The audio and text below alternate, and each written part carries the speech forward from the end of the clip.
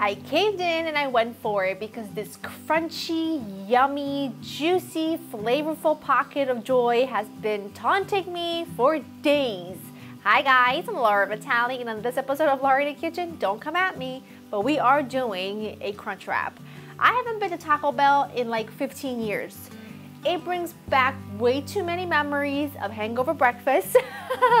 And I'm just not a fan, okay? So when everyone's been talking about this Crunchwrap for the past couple of weeks, it's been taunting me. Now you know me, I'm very authentic to what I post. There are lots of viral things that I don't post because I don't think they're that great.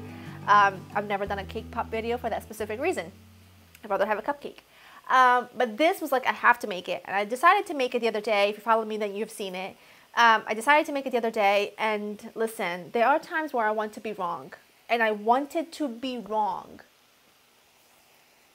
It was so delightful. Now, I don't know what the one at Taco Bell tastes like, but I can tell you that the one I'm gonna share with you today is absolutely dynamite. Now, all I've got going on right here is browning some ground beef.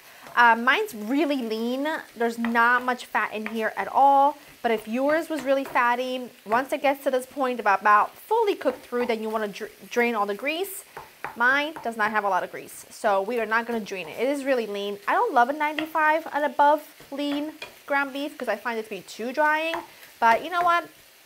We're gonna roll with it. We're gonna flavor this up with some diced tomatoes with garlic and herbs. You can use any diced tomato, like Rotel or something would be great here. Onion, garlic, you need some seasonings, and this is a taco blend. I call it a taco blend, but it's got chili powder, cumin, coriander, oregano, salt, paprika, garlic and onion, and then you just blend it up. I blend it up in a spice blend, because a spice grinder, because I like everything to be really fine. And then you can play around with this recipe a million different ways. If you wanted to make it fully vegetarian, you can swap out the ground beef for some rice and it would be phenomenal. You could do chicken. You could do ground turkey. You could do pulled chicken, and you don't have to cook it. But I'm just doing this because I found it to be so good. And then we've got refried beans, a little bit of pico, hot sauce, sour cream, cheese, all the things. It's gonna be fantastic. While the beef finishes up, I'm just gonna go ahead and dice up a half of an onion. I'm just using a half of this onion because it's not a lot of ground beef and it makes a lot. It's great to keep everything on hand, cooked and ready so that you can make these at a moment's notice if you have to. It would be really great for like impromptu lunches, impromptu dinner. Say you've got kids coming through the house at all hours of the day. That's how it was when I was growing up, and that's kind of how it is around here with our neighbors and everybody. So it's nice to pull something together really yummy for them if you've already got everything in hand. So I'm just gonna chop this up, chop up my garlic, and then I'm gonna add it right in. Add your onion and garlic right in. I'm not gonna add any additional fat. You can see it's not very fatty at all, but it's going to be so great. When we add the diced tomatoes, it's going to provide a lot of moisture and flavor. I'm going to hit this with a little bit of salt, not too much because my spice mixture already has some salt in it. So I'm just going to hit that with a little bit of salt. I'm going to let them cook down for just 3-4 minutes, if that. I want the onions to kind of cook down a little bit and soften, and then we move on to the next step. Okay. Yummy. I'm adding my spice blend now. I always like to add it at this stage so it can kind of warm through and get those spices really to bloom. You can use a packet of taco seasoning if that's what you got. Do not worry about it. The whole thing about, everything about this recipe is extremely easy and flexible. Do you? Let this just be like an idea. Add your tomatoes. And now I'm just gonna let this all cook together on low for about 10 minutes. Meat is done. It's been sitting here cooling, but it's still very hot. So we're gonna go ahead and get going on making the Crunchwrap. You will need a burrito size flour tortillas. You can use any flavor tortillas you want. You need a smaller flour tortilla, and then you need a tostada. This is just a corn tortilla. You can buy them sometimes in a stack of these already done. My grocery store never has any. I always have corn tortillas on hand because they're our favorite. So I just brush it with a little bit of olive oil, throw it in my oven at 400 for 5 minutes, and you got tostadas. You got nice and crispy tortillas. You do need that because without that, you're just not gonna get the crunch. You do need this because it's sort of a lid, so The whole thing is kind of necessary, but what are you gonna do? I have the same skillet I cooked my beef in. I just washed it out, put a little bit of olive oil in there and getting that nice and preheated. The toppings you will use, it depends on what you like. It does not matter to me. I like double cheese, so I do one layer on the very bottom because you know me, I also like to think of cheese. I'll use this one. I also like to think of cheese as like edible glue, so it is important. I'm gonna put a little bit of your beef at the bottom. Don't overstuff it or it could all pop open, and we don't want that.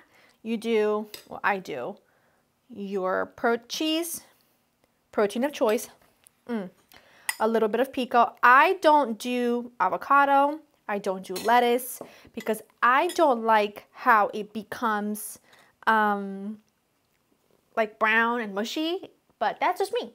You might want to do that. So you can also add hot sauce. Mine's pretty spicy, a lot of chili powder in that. Then you take your tostada, you put that on top. I squeeze it down just a little bit. I'm gonna hit this with some refried beans. These are refried beans that I bought, but you can use any beans that you like. It's all about sort of the layers of everything, you know what I mean? So we've got refried beans. You need a little bit of sour cream, just like that. A little bit of pico. Don't worry if I'm contaminating spoons here, it's fine because it all is gonna get used up anyway. And then, I don't know what happened. Whoever the sound guy is will be fired. The sound guy is me. I can't fire myself. You need me.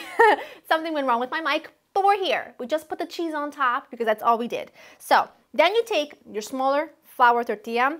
It's a little bit big, right? They typically tend to be. So I kind of, you can use the whole thing, but I cut it, fold it in half again, so that you've got like a little triangle. And then I just cut the edges. Don't throw them out because these in an air fryer, they're fantastic to make little strips for your salads. And then you're gonna fold the whole thing over like so, like that. Your pan should be nice and hot.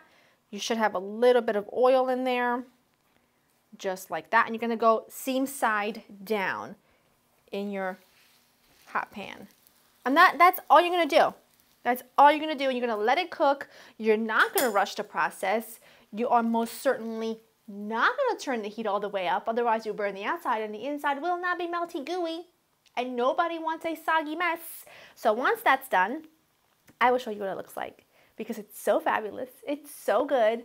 This will be my third day in a row eating it for lunch, and I am not complaining. I am quite thrilled with myself. So I'm just gonna let this go, and it's ready. I will show you. I got this thing hanging, right? Because I really hate wearing this mic because I really miss my old mic because this thing is so small. So I think I'm hanging it really well on my thing, but then look, it's not. And then I mess up, and then it gets all staticky, and then it's my fault. It's very annoying. I don't like it. Don't like it at all. But I gotta wear it anyway, where people can't hear me. And how would people live without hearing this beautiful voice 24/7? Look at this beautiful thing. Crispy on both sides. Now listen for the crunch. Ready? Did you hear it? Ready, ready, ready. Ooh. She's pretty. Hot.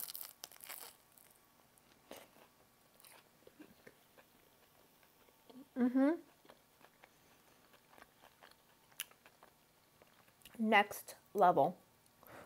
Can you hear the crunch? I hope you can. Hot. That is phenomenal. Make it a million different ways, but I do hope that you give this version a try because everything together, there's creaminess to it, there's cheesiness to it, there's crunch, there's a little freshness from the pico. It's dynamite. Go to laurainthekitchen.com for the written recipe. Hope you enjoy spending time with me. I will see you in the next one. Bye.